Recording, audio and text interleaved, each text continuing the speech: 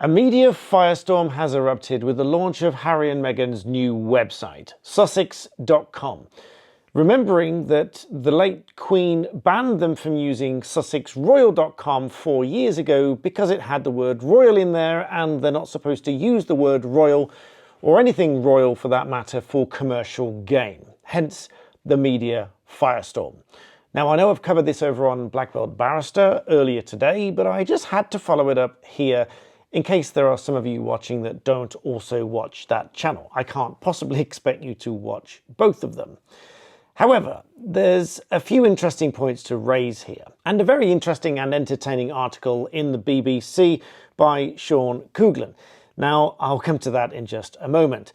But sticking with the website opens with the office of, which many have noted sounds very ex-presidential, the office of Prince Harry and Meghan, the Duke and Duchess of Sussex. So very clearly, very plainly using the titles to open up this website. Not only that, it uses Meghan's royal crest, which many have questioned why it's not their joint one, although I read that that hasn't been publicly disclosed yet, although Harry has his own crest as well, but nonetheless a royal crest. And then the website goes on to describe what its purpose is all about, which is, and I quote, shaping the future through business and philanthropy. Now, as I noted over on my other video, philanthropy is one thing that members of the royal family are well known for and that they can lend their name and titles to. Commerce? Not so much. That's not supposed to be how it works. But the BBC article, which is very interesting, I'm going to pinch a bit out of it in this video, but you can watch the Black Belt Barrister video for the full article, which I find very entertaining. The one little bit that it pulls out here is, apart from that it has a feel-good, somewhat regal look about the whole thing with the coat of arms, and that it covers both their charity and media business, and fails to draw any prominent links to the royal family, which is all a bit odd, given they're using the titles, but no real reference, well, no reference at all actually within the website, other than Meghan married into the royal family in 2018. Otherwise, no links or reference to the royal family at all. And one very entertaining section of the BBC article is where it says there's an ex-presidential vibe about the new site, with the office of coat of arms, worthy ambitions and biographies, looking back on former triumphs and awards. It says it's meant to say classy and simple. It might also work, the BBC article says, for some upmarket aspirational chocolates. You can imagine a voiceover purring about a Sussex not just being for Christmas.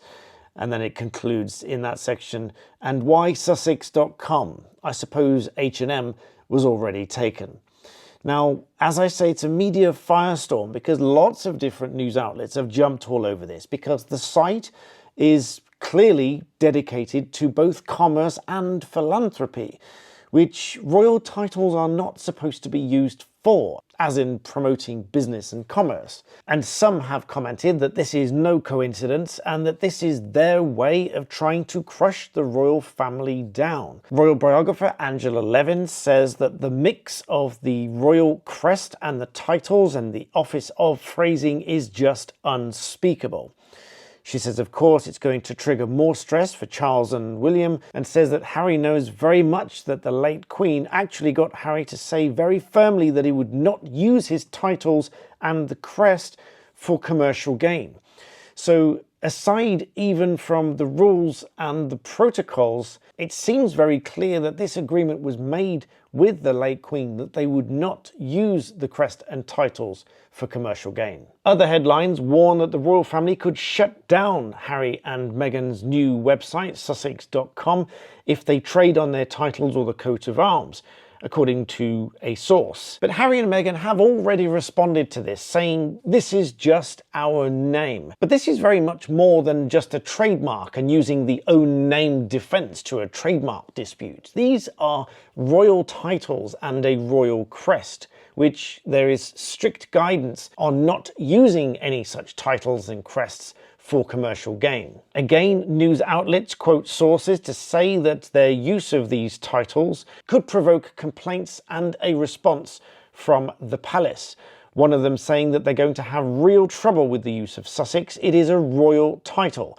and if there's any hint of commercialism about it, it will be shut down. Interestingly enough, despite reports that they were banned from using sussexroyal.com weeks after it was launched because of the word royal within the website, and they're not supposed to use the word royal in business endeavours, that website is still live. But not only is it still live, number one, it is linked from the new website, sussex.com, in the bottom right-hand side, linking from the joint moniker H&M. It links to sussexroyal.com, as I say, which is still live. And then also, under the monarchy section, there is a rather significant mistake, in that it still says, presumably because it hasn't been updated for some time, it still says to this day, Her Majesty Queen Elizabeth II is sovereign and was crowned monarch in 1953.